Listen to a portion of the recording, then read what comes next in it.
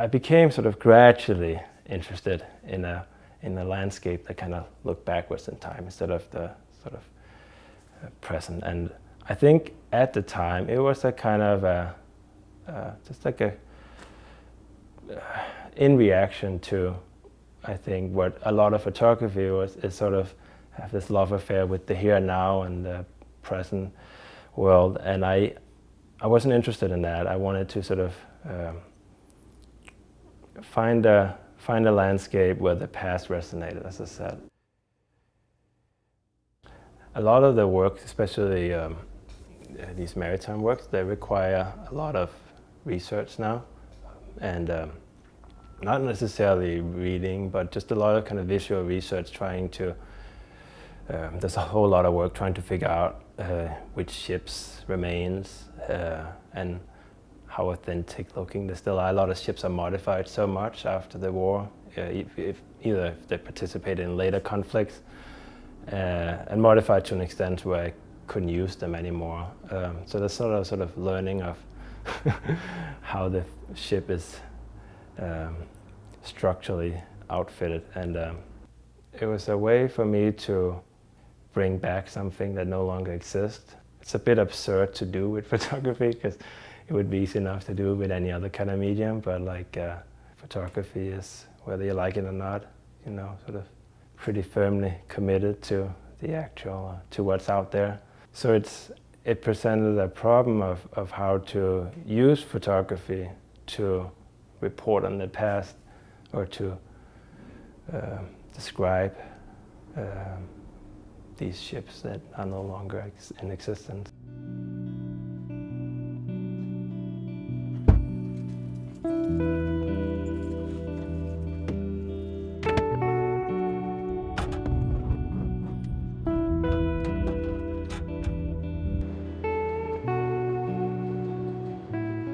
A lot of my work sort of deliberately, I choose these kind of anachronisms, like, and try to create an image of it.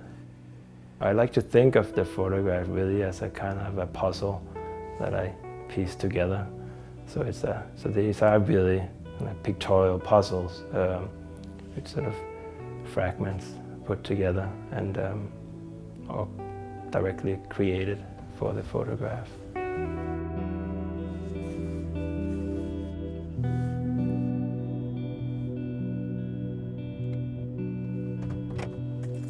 All right.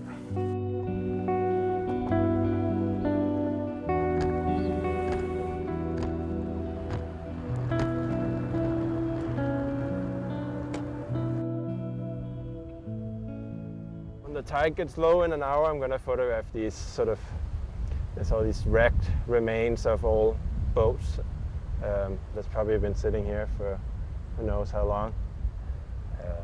And this sort of little stretch of land will hopefully make it into a foreground of another picture I'm working on from the Columbia River.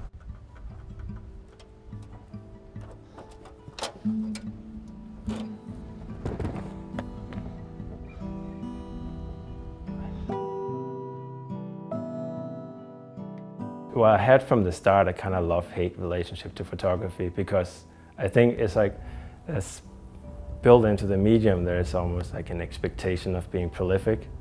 So it was not until when I got my hand on a large format camera, where it's much more, a much more deliberate act. You have to kind of know what you're photographing, you have to know how you want it to be, you have to almost sort of pre-visualize it a little bit. I think that was the point where I really sort of felt comfortable with photography and really thought that's what I like to do.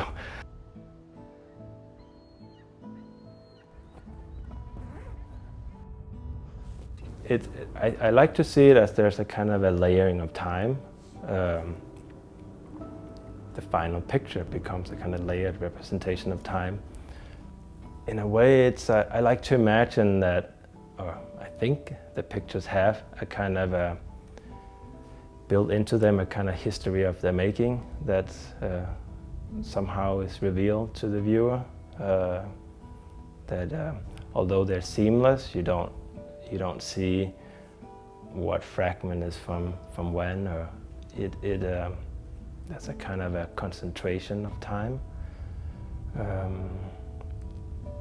But oftentimes it's also just to really figure out how the picture is going to be, how to make the picture. Although my photographs involves quite a lot of pre-planning and sort of setting up, but a lot of is really sort of left to chance and uncertain at the outset.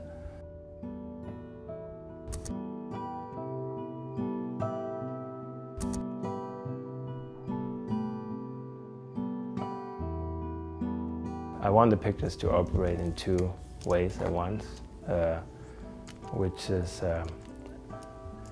I want the viewer to be able to approach the picture the same way you would approach a straightforward photograph or a sort of natural scene, like a piece of reality, and with the same kind of wonder and curiosity you get from that. At the same time, there's a backstory to the picture. I think you cannot help but noticing that something is off, something is not what it seems like. So it might look like a piece of reality, but it can only be my own creation.